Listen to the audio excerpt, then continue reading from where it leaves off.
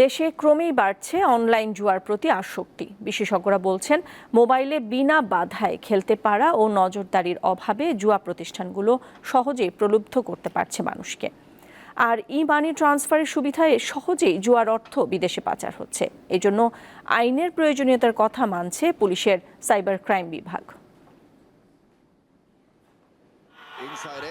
মাঠে খেলে দুই দল, আর তৃতীয় পক্ষ খেলে মাঠের বাইরে থেকে।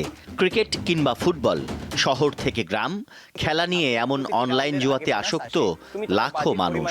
যে কোন ফোনেই তুমি এটি ডাউনলোড করতে পারো। জুয়া সাম্প্রতিক সময়ে ডিজিটাল মাধ্যমে পেয়েছে নতুন রূপ। অনলাইনে রয়েছে জুয়ার অ্যাপসের সহজলভ্যতা। যে কেউ চাইলে সহজেই সংশ্লিষ্ট জুয়ার অ্যাপস ডাউনলোড করে ঘরে বসেই খেলতে পারেন জুয়া।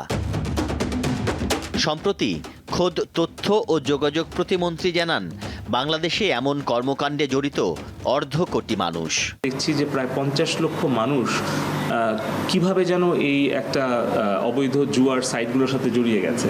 প্রতিমন্ত্রীর তথ্য অনুযায়ী জুয়াতে আসক্ত স্কুল কলেজের শিক্ষার্থী সহ নানা বয়সী মানুষ। চাকুরিজীবী থেকে অবসরপ্রাপ্তরাও আছেন এই তালিকায়।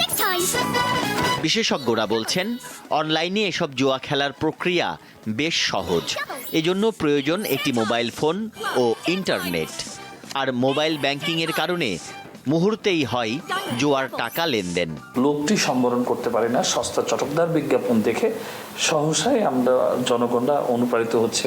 এখানের সাথে আবার আমাদের কিশোরের কিছু গ্যাংরা সম্পৃক্ত হয়ে যাচ্ছে। আপনি দেখবেন যে রাস্তার 3 মোড়ে দাঁড়িয়ে জুয়া খেলতেছে, আপনি বুঝতে পারবেন না যে গেম খেলছে না জুয়া খেলছে। আর যতক্ষণ আপনি আপনি ডিভাইস ধরবেন, এবং ডিভাইসটা ধরার জন্য তো আমার প্রপার আইন লাগবে। ব্যাংকিংয়ের সহজলভ্যতা করার সাথে সাথে এই রেগুলেশনগুলোকেও টাফ করা দরকার।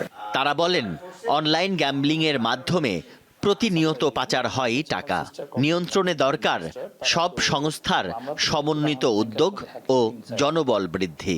জুয়ার জন্য কিন্তু এখনো পর্যন্ত ফৌজদারি কার্যবিধিতে সেই পুরনো আইনগুলো রয়েছে, অর্থাৎ হচ্ছে মানে গুরু পাপে লঘু দণ্ড টাইপের অ্যাপ্লিকেশনে তারা সহজে লেনদেনটি করতে পারছে, এবং লেনদেনের মাধ্যমে আমাদের গ্রামের অনেকে আছে যে সর্বস্ব হারিয়েছে।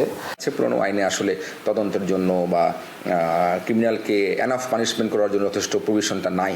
গ্যামলিংয়ের ক্ষতিকারক দিকটা হলো অন্যতম দিক হচ্ছে মানি লন্ডার্ড হয়ে যাচ্ছে, কারণ এই অ্যাপসগুলো দেশের বাইরে থেকে ব্যবহার হচ্ছে।